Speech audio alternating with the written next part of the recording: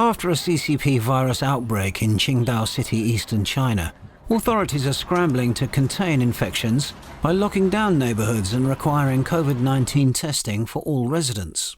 On October the 12th, the government locked down residential compounds where diagnosed patients live. It also designated the neighborhood where the Qingdao Chest Hospital is located as a medium-risk region for virus spread.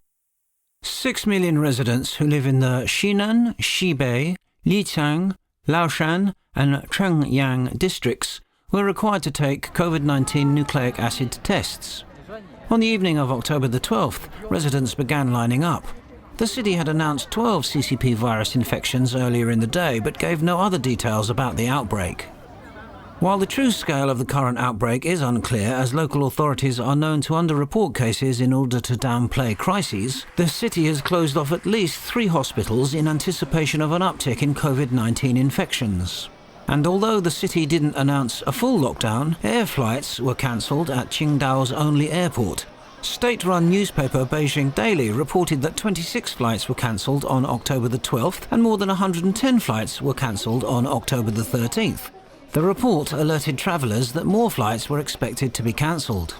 Qingdao, a coastal city in Shandong province, is home to about 9.5 million people, according to the city's official statistics.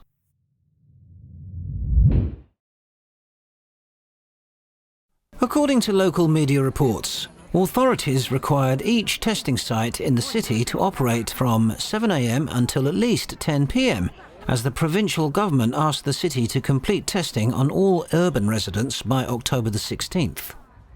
On October the 12th, the city government held its first press conference on the recent outbreak. It had abruptly cancelled a presser originally scheduled for the day before. State-run media Xinhua reported that Chen Wangshen, deputy director of the Qingdao government's office, announced at the press conference that the 12 infections, 6 diagnosed patients and 6 asymptomatic carriers were related to the Qingdao Chest Hospital. 10 were patients or nurses, the other 2 were relatives.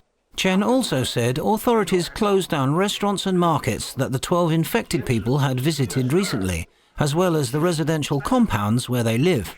After the Qingdao Chest Hospital was closed on October the 11th, the Qingdao No. 3 hospital announced on October the 12th that it would be converted to a COVID-19-only hospital and no longer receive any new patients. All non-COVID-19 patients would be transferred to other hospitals as soon as possible.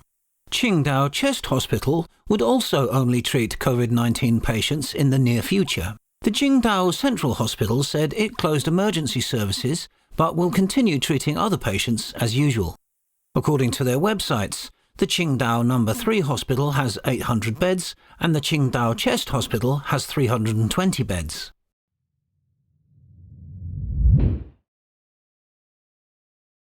On October the 11th, Shandong province's capital, Jinan, announced that any resident who had visited Qingdao after September the 23rd must take nucleic acid tests at least twice, 1 antibody test, and do a 7-day self-quarantine.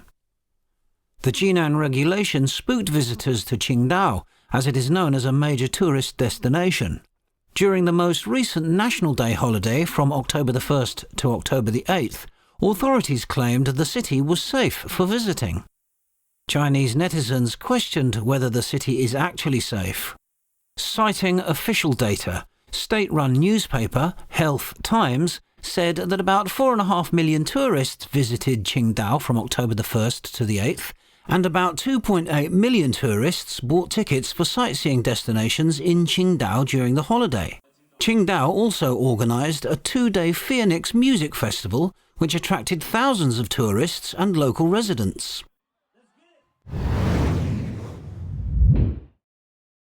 On October 12th, a top U.S. envoy called China an elephant in the room and said Washington is keen to advance India's interests across the Indo-Pacific region.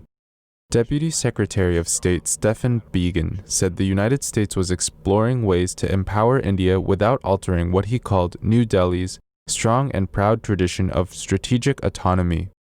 Biegun spoke in New Delhi at the opening session of the India-US Forum after his 3-day visit to India kicked off on October 12th. He said, India has a strong and proud tradition of strategic autonomy, and we respect that. We do not seek to change India's traditions. Rather, we want to explore how to empower them and India's ability to defend its own sovereignty and democracy and to advance Indian interests across the Indo-Pacific region. In that direction, Washington has increased its foreign military sales and intelligence sharing with India, the number 2 U.S. diplomat said. He said, "But there is more that we can do, including strengthening India's ability to defend itself and by promoting interoperability among our militaries."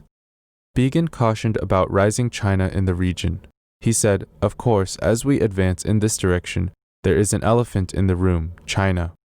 His visit follows a meeting last week between U.S. Secretary of State Mike Pompeo and his counterparts of India, Japan, and Australia in Tokyo, who together make up the 4 Indo-Pacific nations known as the Quad.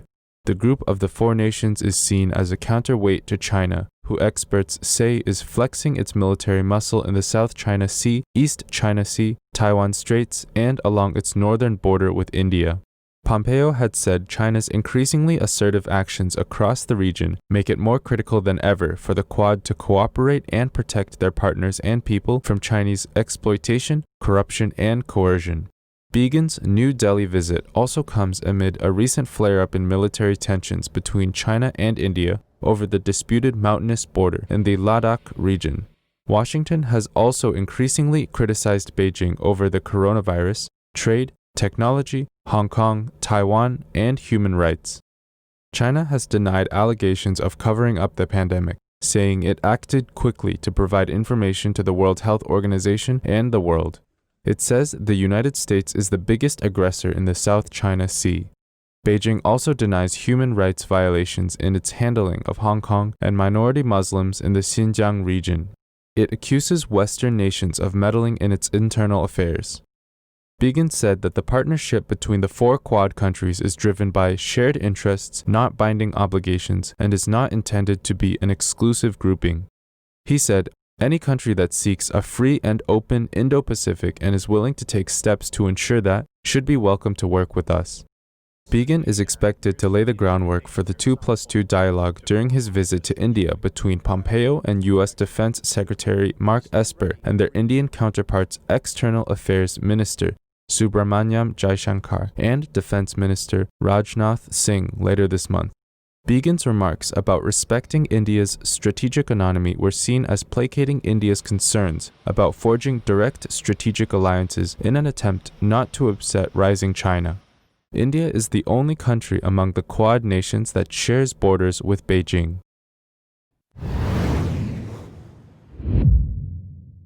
Politicians in the United Kingdom and Australia are now calling on their athletes to consider boycotting the 2022 Beijing Winter Olympics. The campaign was initiated by over 160 human rights groups who wrote a joint letter in September to urge the International Olympic Committee, IOC, to revoke the Beijing Winter Games. U.S. senators also called on the United States to join the boycott. On October 6th, British Foreign Secretary Dominic Raab stated at a Foreign Affairs Select Committee that Britain may not be able to participate in the Beijing Winter Olympics in 2022 if evidence of human rights crimes in China mounts. Generally speaking, my instinct is to separate sport from diplomacy and politics, but there comes a point where that may not be possible. I would say let's gather the evidence, let's work with our international partners, and let's consider in the round what further action we need to take. In a parliamentary debate on October 7th, Sir Ian Duncan Smith, Britain's former Conservative Party leader, urged the British government to take a tougher stance against the CCP. He said in a Twitter post, "A boycott of the 2022 Beijing Winter Olympics would send a strong message that the UK will not give a platform to a country committing appalling human rights atrocities." On October 8th, Australian Senator Rex Patrick issued a media release calling on Australia to boycott the 2022 Beijing Winter Olympics. He emphasized that the Chinese Communist regime will use the event as a massive propaganda spectacle to legitimize its gross violations of human rights and fundamental freedoms, and it would be morally wrong for Australia to participate in the Beijing Olympic Games. The entire international community must unite and give a clear message to the CCP. That is, we no longer tolerate the current situation, the current political model, and human rights condition of the CCP. The international society cannot turn a blind eye to its crimes. Sanctioning the CCP by revoking the Beijing Olympics will certainly deal a heavy blow to the CCP. Patrick believes that Australian athletes should not go and stand on the playing fields of a regime responsible for genocide and human rights abuses on a vast scale. Otherwise, they will repeat the mistake of the 1936 Olympic Games in Nazi Germany. In fact, the CCP's change of its international status over the past years, from secrecy growing its national strength to trying to set rules for the entire world, can be partly attributed to the 2008 Beijing Olympic Games. Hosting the 2008 Olympics has enabled the CCP's totalitarianism to expand its power. Besides Rex Patrick, Australian Green Party leader Cassie O'Connor, Liberal Party leader and Senator Eric Abitz, Tasmanian Senator Jackie Lambie, and others all support the call to boycott the Beijing Winter Olympic Games. At the same time, U.S. Senator Rick Scott also urged the Senate Foreign Relations Committee to support his resolution to condemn human rights violations in China and asked the IOC to move the 2022 Games out of China. In his letter to the committee, Scott wrote, "As long as General Secretary Xi continues on this indefensible course, Communist China should absolutely not be rewarded with the 2022 Olympic Games." In September, over 106 human rights groups delivered a joint letter to the president of the IOC, Thomas Bach, calling for the IOC to reconsider its decision to award China the 2022 Winter Games in light of Beijing's human rights record. The current trend is very different from the CCP's previous propaganda inside China. As so many countries are now speaking out, it is an indication of how the international community view the CCP. They no longer recognize the CCP's legitimacy. China's spokesperson of the Ministry of Foreign Affairs had claimed at a press conference that boycotting the Beijing Olympics was an act of only a handful of organizations, and their attempt was to politicize sports, which violates the Olympic spirit. This kind of cunning argument, which the CCP has used routinely, is just like a thief shouting, "Catch the thief!" As everyone knows, the CCP is the worst violator of the Olympic spirit. The CCP itself is the very group that links sports with politics and politicizes sports to the extreme. However, when the CCP is asked to obey international rules, it will claim that you are linking sports with politics, which is a violation of the Olympic spirit. It is precisely the CCP that has never followed the Olympic spirit. Fang Zheng pointed out that after China hosted the Olympic Games in 2008, the human rights situation in the country did not improve, but has only gotten worse. Therefore, the CCP does not have the right or qualification to host the 2022 Winter Olympics.